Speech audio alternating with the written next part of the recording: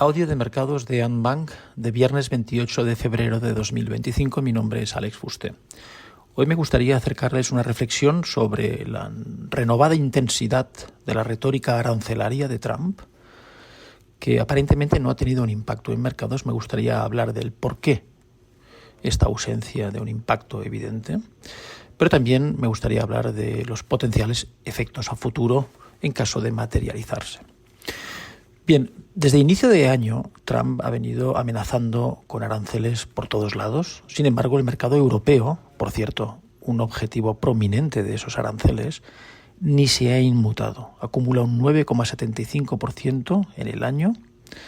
Y algo similar pasaba con el propio Standard & Poor's, que llevaba una buena trayectoria hasta el 19 de febrero, la semana pasada, en donde acumulaba cerca de un 5%, ciertamente algo menos que Europa, que en esa fecha acumulaba un 7,7%. Pero bueno, también llevaba una buena trayectoria. Pero a partir de entonces, este mercado americano viene arrastrándose en trayectoria claramente descendente. Pero dudo que sea por la retórica arancelaria de Trump, sino más bien por la percepción, quizás, de que hay una burbuja en todo el sector de la infraestructura de inteligencia artificial. Existe la creencia de que toda la inversión realizada en la IA pues no generará las ganancias esperadas. Hablaremos de eso, pero no en esta nota, sino en otra nota, quizás la semana que viene. Pero ya les avanzo que creo que tal percepción es errónea. Así pues, los aranceles ocupan hoy todos los titulares, cada día, pero el mercado no le importa. Los inversores consideran que las amenazas de Trump están, digamos, vacías. Una apuesta audaz, sin duda. Lo demuestra lo que he comentado antes. El mercado europeo no se ha inmutado, acumula un 9,75, pero además del mercado europeo, el mercado de equity chino, con excepción del Shanghai, el resto de mercados chinos, sobre todo los más tecnológicos, pues acumulan subidas este año.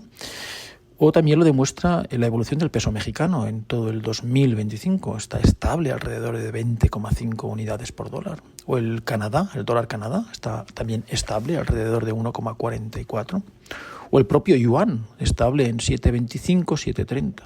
Incluso los bonos ligados a la inflación, los famosos TIPS, están estables. Lo que de alguna manera significa que el grueso de inversores considera que la amenaza arancelaria no va a generar un gran impacto en términos de un retroceso del comercio y por lo tanto de los beneficios, o de la inflación, un aumento de la inflación. Si no, los TIPS pues se hubieran movido y no lo han hecho. La pregunta que me hago es ¿por qué al mercado no le importa? ¿Por qué está restando importancia a la amenaza arancelaria? No será porque estas amenazas no se hayan intensificado, lo han hecho y mucho. Este martes pasado, Trump declaró que el 25% de aranceles a México y a Canadá, que ya se anunciaron en febrero y que se suspendieron por un mes, finalmente van a entrar en vigor este 4 de marzo. Entrará en vigor también otro 10% a productos chinos, que se sumaría al 10% anunciado hace un mes.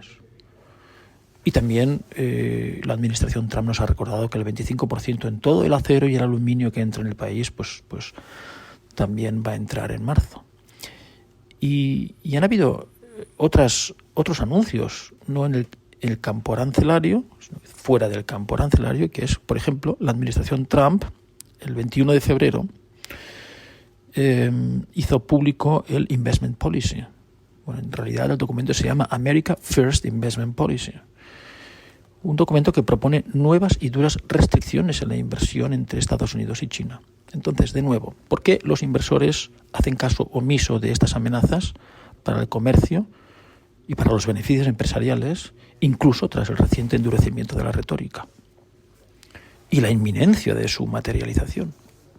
La primera razón podría ser que los inversores pueden estar pensando que Trump volverá a dar marcha atrás en el último momento y suspenderá temporalmente los aranceles anunciados. Quizá fruto, como ya ocurriera hace un mes, quizá fruto de una llamada de última hora de la señora Claudia Sheinbaum de México, del señor Justin Trudeau de Canadá, que lograron suspender los aranceles. Quizás Modi también Modi de la India vuelva a llamar, o Xi Jinping, y quizás alguien de Europa, no sé quién va a llamar de Europa, quizás Macron, que se ha erigido como el portavoz de Europa. Pues quizás alguien de todos estos países pues llame ante la inminencia de la implementación de estos aranceles para lograr pues el choque. El mercado puede estar pensando esto. Bueno, tenemos precedentes, quizás tenga razón el mercado.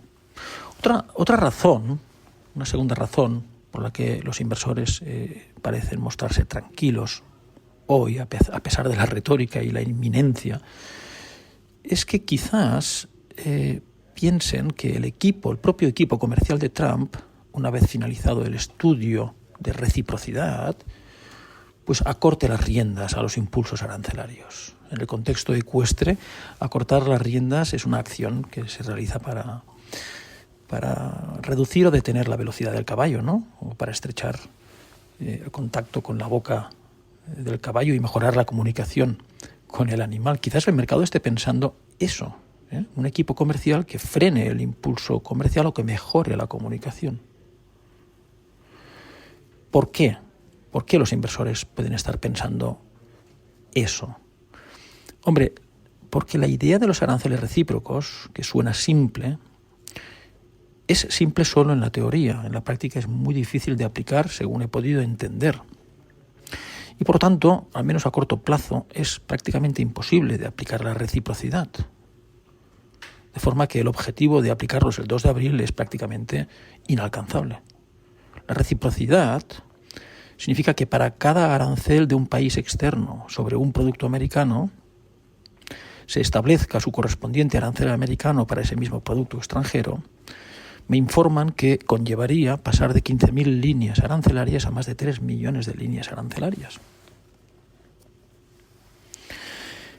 Así que esto haría prácticamente imposible, según un informe técnico, y puede que el mercado o los inversores estén apalancándose en esa idea de imposibilidad.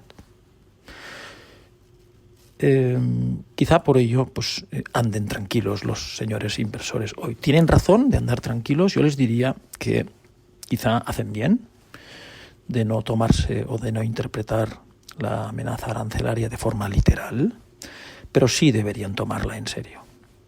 No literal, pero sí en serio. Este sería un buen titular para este documento. ¿Qué significa esto? 1. ¿Todos los aranceles anunciados serán ejecutados? Probablemente no. 2. ¿Acabará 2025 con aranceles americanos sustancialmente mayores en muchas categorías? Seguramente sí. Ya lo siento porque fui yo el que dijo que los aranceles probablemente se usarían por la administración Trump como una herramienta para lograr cosas, no como un fin en sí mismo. Es decir, se lograrían cosas, pero se evitaría un aumento generalizado de los aranceles. Sigo pensando en esos términos, unos aranceles como herramienta de negociación, lo cual no es malo, pero veo cada vez con más claridad que acabaremos este año con un nivel de aranceles sustancialmente mayor. Y eso es algo que los inversores, especialmente los europeos, deben considerar, porque eso sí es algo ligeramente malo. ¿Un cambio en mi percepción? Sí. ¿Y a qué se debe? A la diferencia entre la actual administración Trump y la anterior. Hoy veo a esta administración mucho más cohesionada, mejor organizada. ¿Para qué? Pues para que desde cada departamento se lleve a cabo los objetivos del presidente. En 2016, 2017 teníamos un gobierno, un gabinete Trump, repleto de globalistas y nacionalistas. Hoy mucha gente solo ve nacionalistas.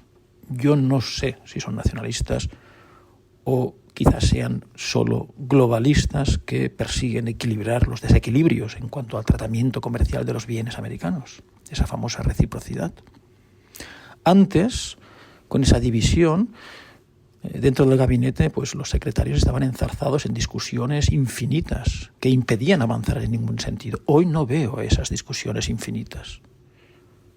Sea como fuere, se acabaron esas luchas ideológicas que eran paralizantes de alguna manera dentro del gabinete, paralizantes en cuanto a la elaboración de proyectos y leyes comerciales.